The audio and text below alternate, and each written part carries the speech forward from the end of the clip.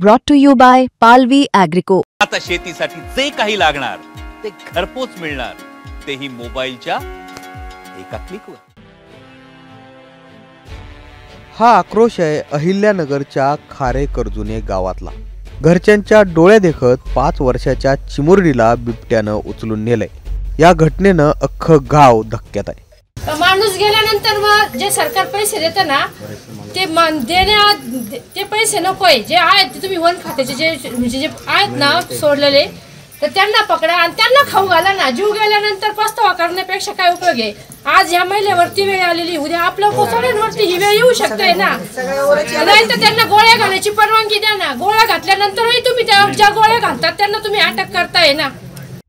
कधी पुणे, कधी नाशिक, तर कधी विदर्भातल्या काही गावांमध्ये बिबट्यानं कहर केलाय। आता अहिल्यानगरमध्येही बिबट्याचा शिरकाव झालाय आणि या बिबट्यानं 5 वर्षाच्या या चिमुरडीचा जीव घेतलाय। शेतमजुरी करणारं हे पवार कुटुंब। शेतावर वस्ती असल्यानं कुटुंबातील काही सदस्य संध्याकाळच्या सुमारास थंडी वाढल्यामुळे शेकोटी करून बसले होते। त्याचवेळी रियांका सुनील पवार ही 5 वर्षांची मुलगी जवळच खेळत होती आणि अचानक शेजारील तुरीच्या शेतातून बिबट्या आला आणि त्यानं रियांकाला उचलून घेऊन गेला। या घटनेनं संपूर्ण कुटुंब हादरलं।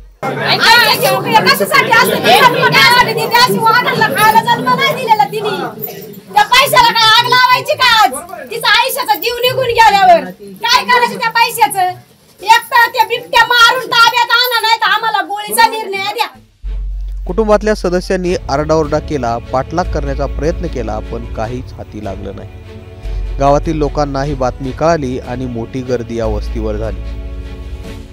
त्यानंतर बराच वेळ शोध मोहीम झाली आणि त्यानंतर रियांकाचा मृतदेह सापडला। या घटनेनंतर गावकरी संतापले आणि त्यांनी या बिबट्याचा बंदोबस्त करावा अशी मागणी केली। वन मंत्र्यांनी शूटचा ऑर्डर दिला, पण आता प्रत्येक शेतकऱ्याकडे रायफल नाही किंवा गन नाही। शूट करायचं तर करायचं कसा? बरं, येळण चाकून काही ती मारणार नाही ना।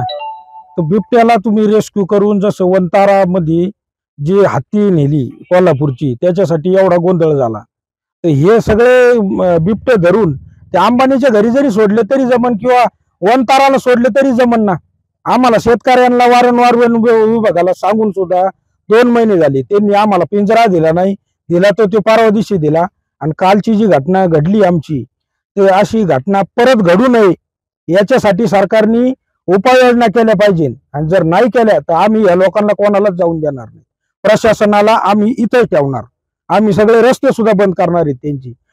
त्यांची जी गाडी आलेली वन विभागाची ती पण आम्ही जाऊन देणार नाहीत जोपर्यंत आम्हाला मुलीचा तपास लागत नाही तोपर्यंत। ड्रोन उडवले त्यांनी, काल उडवले, आज उडवली। ड्रोनची चार्जिंग 40 मिनिटं। आता बिबट्या काय 40 मिनिटं एका जागेवर बसून राहणार आहे का?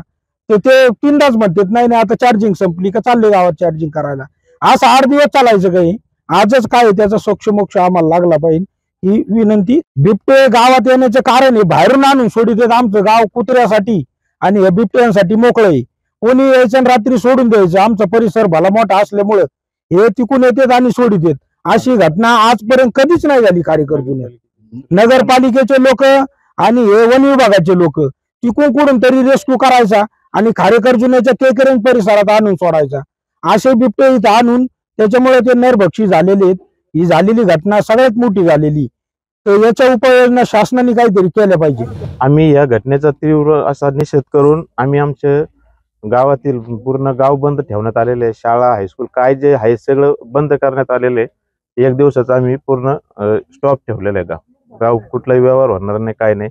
पूर्ण या घटनेचा निषेध म्हणजे गाव बंद ठेवून आम्ही निषेध नोंदवलेला आहे।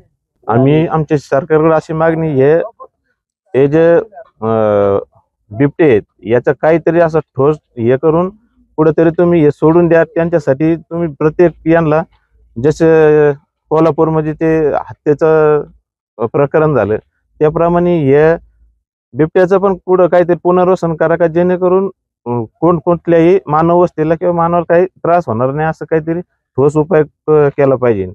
अहिल्यानगरहून रोहित वाळके, मुंबई तक साठी।